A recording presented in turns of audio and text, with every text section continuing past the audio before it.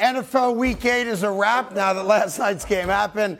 Let's take a look at the NFL Week 8 leftovers.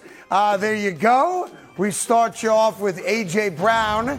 A.J. Brown, 3 touchdowns. 3 touchdowns, and was obviously the player of the week, no doubt. 2 of those catches were, jump balls, and he just outmaneuvered a couple defensive backs and making the great play. And then we find out a couple hours after the game, his best game, obviously, as an Eagle thus far, the NFL had him drug tested. Mm-hmm. Now, I do not believe in coincidences. Right. When you have 3 touchdowns, and then you see the tweet from A.J. Brown, drug test this morning, LOL. Roger, this is not random. He's right. Yeah. 3 touchdowns. Everybody's talking about you. Good time for us to drug test you, right? Yeah. I remember, I think it was either last year or a year before, Myles Garrett tweeted something like this. Something he had similar. Like a 3-sack game, 3.5 sack game. Knows that he had 4 sacks. And they came in and tested him? Yeah. And as I understand it, you can walk us through it. When they call for the test, you have a finite amount of time. Absolutely. No matter where you are to get your butt to the testing facility, right? You have to, or it's an automatic failure. Right. I've heard stories where even in the off season, they'll find you. They will. Right? You can be out. So before we leave, you have to say where your off season home is or where you'll be. When they call you, if you say, "Well, I'm not there," they'll say, "Well, we'll find somebody in your city. We'll come to you." So let's play it out. The country. Play it out for a second. Let's just say you live in Oklahoma City. Mm-hmm. All right, and you're like, hey, I'm on vacation with my family in Phoenix, Arizona. They tell you, here's the place in Arizona. Get your butt there. No, they'll call you and say, hey, I'm so-and-so at the NFL. Where are you at? I'll come to you.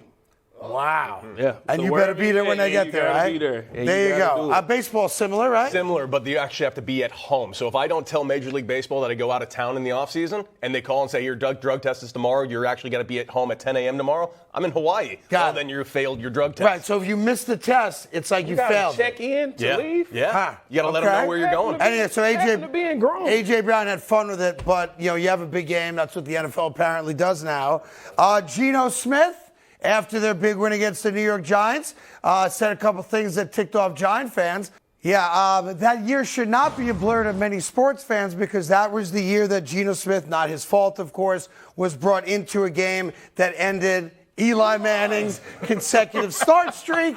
Ben McAdoo was the coach. Jerry Reese was the general manager. So respect there. I got no issue with that. Then there's Micah Parsons, the all-world defensive player who scored a touchdown against the Bears this past weekend. He's got some ideas about how the Cowboys can use him to their benefit. Yeah, he wants to be a running back. That's the rep he's talking about. And here's his return after Justin, of course, jumped over him as he lumbered into the end zone there.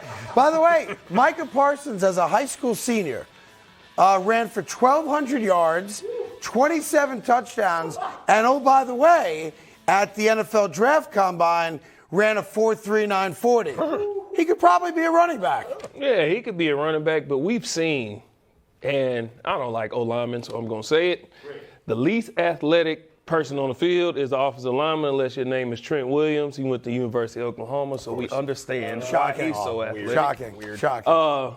And we've seen tons of tackles come in, report, block, seep out, touchdown. You mean to tell me a person who can play any position on defense can't come in and catch a touchdown? I believe he can do it. I expect to see it. Don't be surprised if you see it. They got Tony Pollard and Ezekiel Elliott. Unless they're blowing the team out, I want to do it for fun. They're not letting that guy carry the football. Nah, he won't carry it, but he might come in and block, put him at fullback, and seep him out. Got it. Don't be surprised if you see it. Then there's Josh McDaniels, who's an abject failure as a head coach in the NFL, not once but twice. And he'll probably wind up next year going back to New England to be their offensive coordinator. The Raiders, of course, just got shut out by the Saints, and Josh felt like he owed Raider Nation an apology. Do you accept the apology, Cody? I do not. Exactly right. And let me give you one more before we take a break.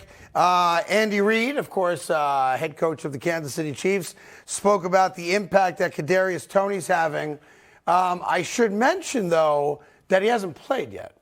So, I don't know what you guys are saying to me right now. Are you saying no on Andy Reid? Oh, now you're telling me you want to talk about Halloween candies with Andy Reid. All right.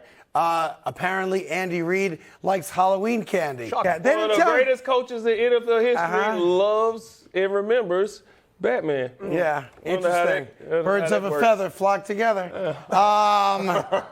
They didn't tell me that was in the piece, by the way. Hey, All I well, heard guess is that they're what? talking about candy bars. Hey there, thank you so much for watching The Carton Show. You can subscribe right here to get all the latest bits and segments from the show. And by the way, while you're at it, we have a lot of great shows on FS1, so check them out too.